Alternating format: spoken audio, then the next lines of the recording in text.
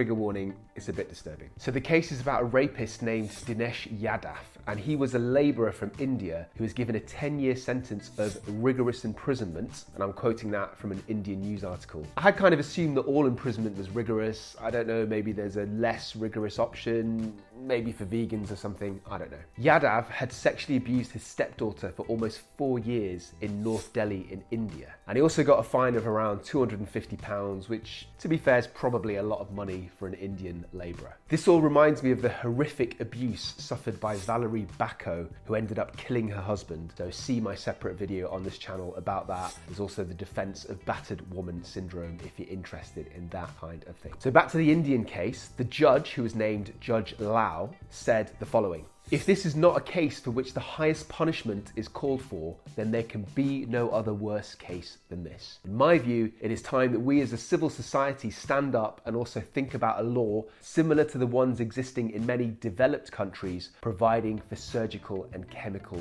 castration." So the victim in this case was the stepdaughter, who was aged 15, and the perpetrator, who I said before was called 𝐏𝐬𝐲𝐜𝐡, was aged 35. And after the death of her biological father, the victim's mother married Yadav, and they had 5 children together. Initially, the victim lived with her maternal grandmother, but later, when she was about 8 years old, she started living with her mother and also with Yadav. He'd been accused of raping her over the period of 4 years. And whenever the mother tried to protect, she was beaten badly. So I have to say, Yadav sounds like a real piece of work, by which I mean a real piece of shit. The judge went on to say, "The convict represents the depravity and abysmal depth to which a man can go, for here is a case where a convict does not spare his own daughter and beats and batters his wife when she comes to her rescue. This is a crime required to be addressed differently, and a full public debate with regard to the imposition of castration, both surgical and chemical, as an alternative punishment for the offence of rape and molestation is in crying need of the hour." That's what the judge also said. Wow, surgical castration as well.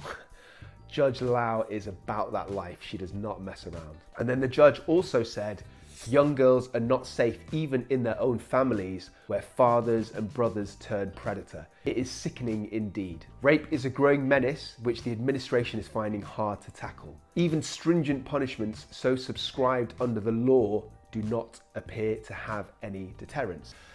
Hello, cruel world. What you just saw there was a tiny little tantalising taste,